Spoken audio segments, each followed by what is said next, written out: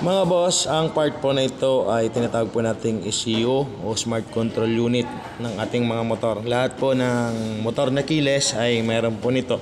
Siya po yung tumatanggap ng signal mula sa smart key ng ating mga motor upang ma-switch on ang ignition switch ng ating mga motor. Mayroon lang po sana akong konting paalala sa inyo na sana po ay inyo pong paniwalaan. Huwag po sana ninyong basahin ang part na ito o isama sa pagkarwas para hindi po kayo magaya sa owner ng motor na ito. Ito po kasi ay nabasa. Meron po kasing bracket dyan sa ilalim na maaari pong pagtambayan ng tubig at pwedeng mag-cause ng short circuit at maging dahilan ng maagang pagkasira ng ECU ng inyong mga motor. Yun lamang po. Marami pong salamat.